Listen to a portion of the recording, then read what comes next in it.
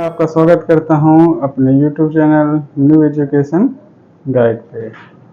जैसा कि हम लोग देख रहे थे BSSC सेट का सॉल्यूशन कर रहे थे, ठीक है। हर सेट का भी सॉल्यूशन चल रहा है सबसे अलग और सबसे यूनिक तरीके से, जिससे कि नेक्स्ट सेट में पक्का है कि आपका नंबर बढ़ेगा ही बढ़ेगा, ठीक है। तो जैसा कि हम लोग पहला जो क्वेश्चन है उसका सॉल्यूशन कर चुके हैं। इसका वीडियो भी अपलोड है मेरे यूट्यूब चैनल पे, जाकर देख सकते हैं। दूसरे सेट का भी सॉल्यूशन, दूसरा नंबर क्वेश्चन का भी सॉल्यूशन कर चुके हैं, इसका भी वीडियो अपलोड है।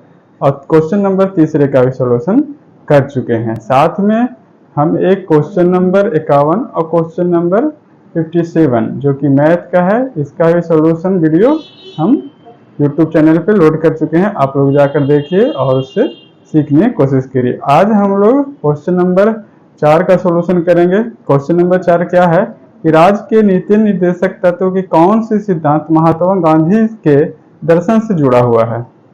तो इसका है क्या, ग्राम पंचायत का स्थापना, ये जुड़ा हुआ है, ठीक है। अब हम लोग इस क्वेश्चन में देखते हैं कि इंपॉर्टेंट क्या है कि राज्य के नीति निर्देशक तत्व। तो हम लोग आज पढ़ेंगे क्या, राज्य के नीति निर्देशक तत्व। तो हम लोग देख लेते हैं कि राज्य के नीति निर्देशक तत्व के बारे में आज हम लोग पढ़ेंगे। जो भी इंपॉर्टेंट पॉइंट्स है जहां से क्वेश्चन पूछे जाते हैं उन सब के सारे एग्जाम के में, ठीक है। इसको इंग्लिश में कहते हैं directive principle of state policy, मतलब इसको DPSP के नाम से भी जानते हैं। इसको DPSP के नाम से शॉर्ट फॉर्म से भी जानते हैं। इसमें क्या क्या पढ़ेंगे, तो संविधान में इसमें शामिल क्यों किया गया, ठीक है। सभी महत्वपूर्ण अनुच्छेद इसका पढ़ेंगे। मौलिक अधिकार और नीति निर्देशक तत्व के बीच का अंतर पढ़ेंगे। और इसमें कुछ महत्वपूर्ण तथ्य है और प्रीवियस ईयर क्वेश्चन जो पूछे गए हैं उनका कुछ क्वेश्चन हम लोग इसमें करेंगे ऑब्जेक्टिव फॉर्म में। चलिए हम लोग स्टार्ट करते हैं कि राज्य के नीति निर्देशक तत्व क्या है। मतलब directive principle of state policy DPSP, इसका क्या है, इसे संविधान के भाग 4 में रखा गया है और अनुच्छेद 36 से लेकर 51 के बीच में आता है राज्य के नीति निर्देशक तत्व।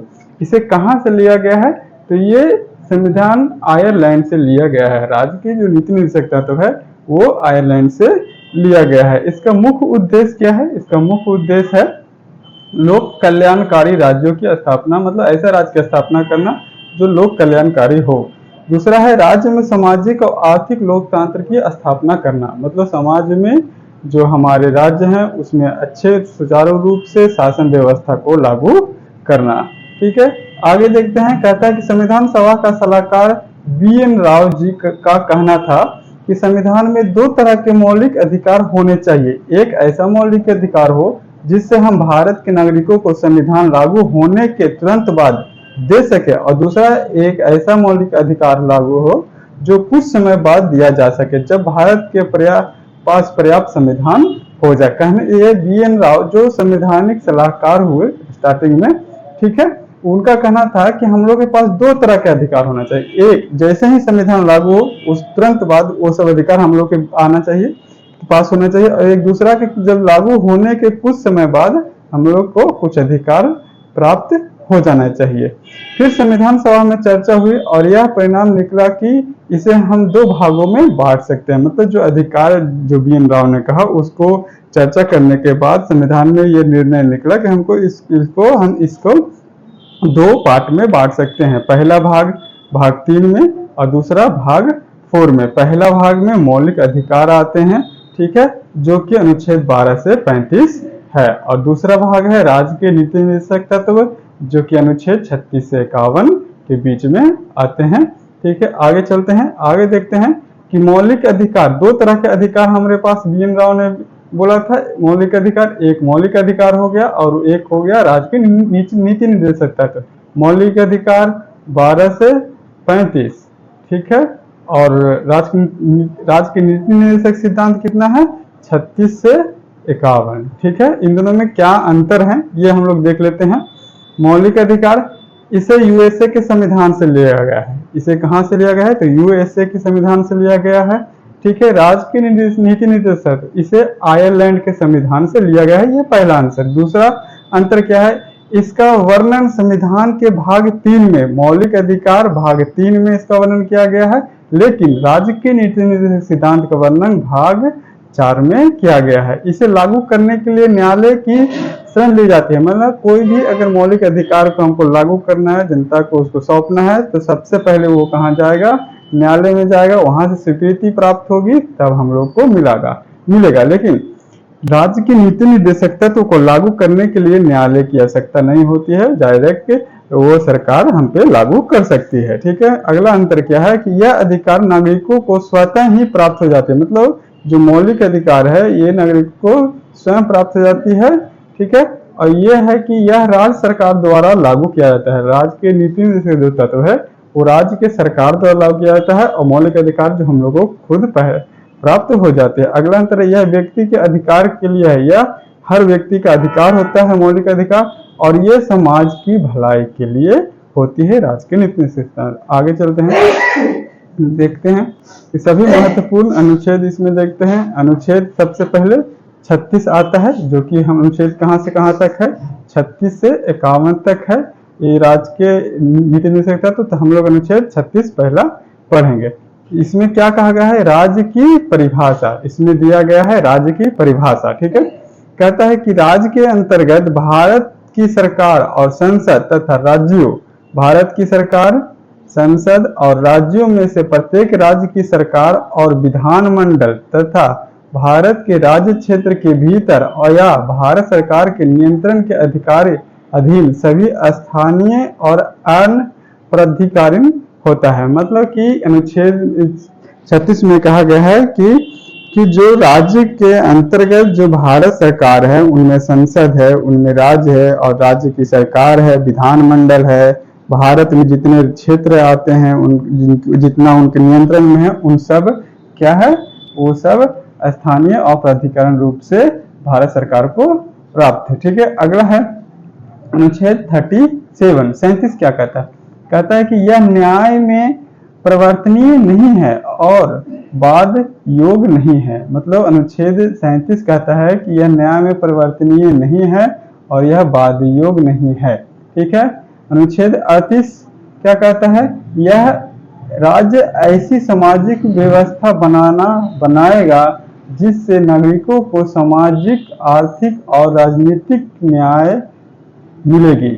मतलब कहने का मतलब अनुच्छेद 38 में ये जिक्र किया गया है कि ये राज्य को एक ऐसी व्यवस्था बनाएगा जिसमें नागरिक जो रहते हैं राज्य में उसको सामाजिक रूप से, आर्थिक रूप से और राजनीतिक रूप से सब तरह से संपूर्ण न्याय मिलेगी। ये अनुच्छेद 38 में लिखा गया है। ठीक है। अब इसको 3 भाग में बांटा गया है। देखिए, अनुच्छेद 38 को सामाजिक न्याय और आर्थिक न्याय और राजनीतिक न्याय। ठीक है। एक इम्पोर्टेंट नोट सर। ठीक है। कि के.टी. शाह का कथन, के.टी. शाह कहते हैं कि राज्य के नीति निर्देशक तत्व एक ऐसे चेक हैं जो बैंक में सुविधा अनुसार अदा की जाती है। ये किसने कहा था? ये एक श्लोक किसने कहा है? के.टी. शाह का कथन। इसने बोला था कि राजनीति निर्देशक एक ऐसा चेक है जो बैंक की सुविधा अनुसार अदा की जाती है। ठीक है। अगला अनुच्छेद हम लोग आर्टिकल 39 मतलब 39वां देखते हैं। अनुच्छेद 39वां में क्या लिखा है? इसमें लिखता है कि राज्य विशेष रूप से निम्नलिखित नीतियों को सुरक्षित करने की दिशा में कार्य करेगा। इसमें लिखा गया है कि हमेशा राज्य के सरकार जो है वो क्या करेगा? राज्य को सुरक्षित रूप से अच्छी नीति और अच्छी पॉलिसी देने के लिए तत्पर रहेंगे। इंपॉर्टेंट पॉइंट्स इसका देख लेते हैं।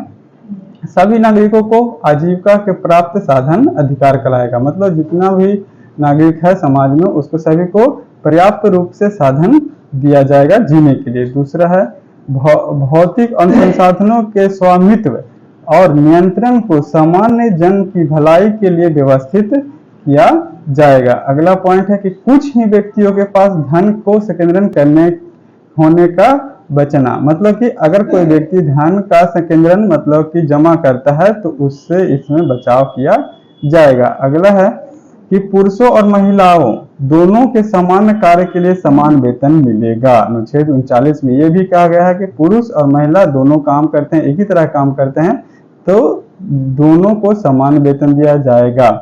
श्रमिकों की शक्ति और स्वास्थ्य की सुरक्षा रखा जाएगा। अगला इसमें कहा गया है कि जितना भी श्रमिक होंगे, ये मजदूर वर्ग हैं, उनके जो शक्ति और स्वास्थ्य की रक्षा की रखा जाएगा। अब अनुच्छेद 39 के ए, इसमें क्या कहा गया है? इसमें कहा गया है कि समान न्याय और निःशुल्क की विधिक सहायता प्रदान की जाएगी। अनुच्छेद 40 जो कि वेरी वेरी इंपॉर्टेंट है, इससे हमेशा क्वेश्चन पूछा जाता है कि अनुच्छेद 40 में क्या कहा गया है, क्या है। तो इसमें कहा गया है ग्राम पंचायतों का गठन। ग्राम पंचायतों का गठन किस में निहित है? तो अनुच्छेद 40 में निहित है। देखो अब दो प्रकार को इसमें बांटा गया है, एक ग्रामीण क्षेत्र और दूसरा शहरी क्षेत्र। ग्रामीण क्षेत्र में ग्राम पंचायती राज और शहरी क्षेत्र में नगर पालिका। ठीक है, इसमें ये पंचायती राज 73वां संविधान संशोधन द्वारा लागू किया गया था और नगर पालिका 74वां संविधान संशोधन द्वारा लागू किया गया है। अगला चलते हैं अनुच्छेद 41। आर्टिकल 41 में क्या लिखा गया है देखते हैं। कहता है कि कुछ दशाओं में काम, शिक्षा और सरकारी सहायता पाने का अधिकार, ठीक है, सबको मिलेगा। मतलब कि कुछ ऐसा केस रहेगा जिसमें सबको ये अधिकार रहेगा कि वो सब काम करेगा, सब शिक्षा प्राप्त करेगा और सब सरकारी नौकरी ले सकता है। जैसे वृद्धा पेंशन, विधवा पेंशन और विकलांगता पेंशन, ये ऐसी सुविधा सरकार द्वारा दिया जाएगा जिसमें हर वृद्ध व्यक्ति को वृद्धा पेंशन मिलेगा, हर विधवा जो औरत हैं उनको पेंशन दिया जाएगा, विकलांग को विकलांग पेंशन भी मिलेगी, वो चाहे भी किसी भी कास्ट जाति से हो। अब आर्टिकल हम लोग 42-42 देखते हैं। इसमें क्या कहा गया है? इसमें कहा गया है कि न्याय संगत और मनोविचित दशाओं का तथा प्रस्तुति सहायता का उपबंध। ठीक है, मतलब कहने का मतलब कि गर्भवती महिलाओं द्वारा कठोर शारीरिक श्रम न करवाना।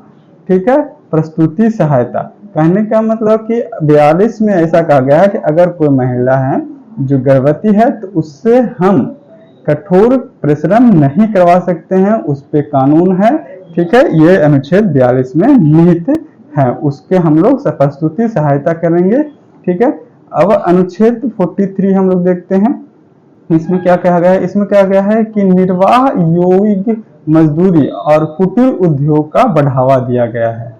मतलब कि कुछ जो गरीब तबके के लोग हैं या मजदूर वर्ग के लोग हैं, उनको अपने जीवन यापन के लिए, ठीक है, कुटीर उद्योग करने की बढ़ावा दिया जाएगा, मजदूरी करने के लिए बढ़ावा दिया जाएगा, सरकार की तरफ से सुविधा प्रदान की जाएगी। अब अनुच्छेद 43 का ए में देखते हैं कि इसमें कहा गया है कि उद्योगों के प्रबंधन में श्रमिकों की भागीदारी सुनिश्चित करने के लिए राज्य कदम उठाएगी। मतलब अनुच्छेद 43 में कहा गया है कि जो गरीब तबके के लोग हैं उनको कुटीर उद्योग दिया जाएगा, मजदूरी के लिए उनको बताया जाएगा। ठीक है, और 43 के ए में कहा गया है कि इन सब की व्यवस्था कौन करेगा? तो राज्य सरकार करेंगे। अब 43 के बी कहता है कि सरकारी समितियों का बढ़ावा देंगे, 43 बी में कहा गया है। अब 44 हम लोग अनुच्छेद आर्टिकल हम 44 में देखते हैं। ये भी हमेशा पूछ जाता है, ये भी वेरी इंपॉर्टेंट है। ठीक है, तो इसको अच्छे से पढ़ लेंगे। ये 44 कहता है कि नागरिकों के लिए समान सिविल संहिता कब लागू किया? यहाँ पे क्वेश्चन इस तरह से आते हैं कि नागरिकों के लिए समान सिविल संहिता अनुच्छेद नंबर कितना में है? तो वो 44 में है। अनुच्छेद 45 में क्या कहता है कि बच्चों को 6 वर्ष की आयु पूरी होने तक प्रारंभिक बाल्यावस्था देखभाल और शिक्षा प्रदान करना। मतलब राज्य सरकार का ये जिम्मेदारी है कि अगर बच्चा 6 वर्ष से कम उम्र का है तो उसका पूरा देखभाल राज्य सरकार की होगी और शिक्षा देने की व्यवस्था भी राज्य सरकार की होगी। ठीक है, इसमें कहा गया है कि देखिए ये जो 45वां अनुच्छेद है, इसमें संशोधन कितना है? 86 जो कि 2002 में किया गया है। इसमें कहा गया है कि इस संशोधन अधिनियम द्वारा देश के 6 से 14 वर्ष तक के बच्चों के लिए अनिवार्य तथा निःशुल्क शिक्षा को मौलिक अधिकार के रूप में मान्यता देने संबंधित प्रावधान दिया गया है और इसे अनुच्छेद 21 के ए के अंतर्गत संविधान में जोड़ा गया है। ठीक है, कहने का मतलब कि 0 से 6 वर्ष का हेल्थ दिया जाएगा और 6 से 14 वर्ष के लिए निःशुल्क शिक्षा की व्यवस्था किया जाएगा राज्य सरकार द्वारा। ये अनुच्छेद 21 के ए में भी जोड़ दिया गया है, 21 के ए में जोड़ दिया गया है। अब हम लोग अनुच्छेद 46 की तरफ चलते हैं। इसमें क्या कहा गया है कि राज्य सरकार कमजोर वर्ग, जो कमजोर वर्ग है, विशेषकर अनुसूचित जनजाति, ठीक है, अनुसूचित जाति या अन्य कमजोर वर्ग के शैक्षिक और आर्थिक हितों को बढ़ावा दिया जाएगा, ऐसा लिखा गया है अनुच्छेद 46 में। ठीक है, अनुच्छेद 47 में क्या लिखा गया है कि लोगों के जीवन स्तर में सुधार, पोषण आहार में बढ़ावा, शराब पर प्रतिबंध और नशीली दवाओं का प्रतिबंध है। ये किस में लिखा गया है? अनुच्छेद 47 पे। अब हम लोग अनुच्छेद 48 को देखते हैं। इसमें क्या कहा गया है? इसमें कहा गया है कि राज्य कृषि और पशुपालन को वैश्विक तरीके से बढ़ावा देगा। राज्य सरकार है जो कृषि के लिए और पशुपालन के लिए अनुच्छेद बढ़ावा देंगे लोगों को, राज्यों को। वो अनुच्छेद 48 में लिखा गया है। 48 में एक में देखते हैं। इसमें कहा गया है कि पर्यावरण का सुरक्षा, पर्यावरण का संरक्षण और वनों का रक्षा, ये किस अनुच्छेद में निहित है? तो अनुच्छेद 48 का ए में निहित है। ठीक है, अब अनुच्छेद 49 देखते हैं, 49। इसमें कहता है कि राष्ट्रीय महत्व के स्मारकों और स्थानों और वस्तुओं का संरक्षण, मतलब कि अगर कोई भी राष्ट्र के जो स्मारक हैं, जैसे ताजमहल, लाल किला, या कोई स्थान है या वस्तु जो है पुराने, ठीक है, जो बहुत मूल्यवान है, जो राज्य सरकार के हैं, ठीक है, उनको सुरक्षा प्रदान करना, ये अनुच्छेद 48 में लिखा गया है। अनुच्छेद 50 में हम लोग देखते हैं कि कार्यपालिका के न्यायपालिका को अलग करता है।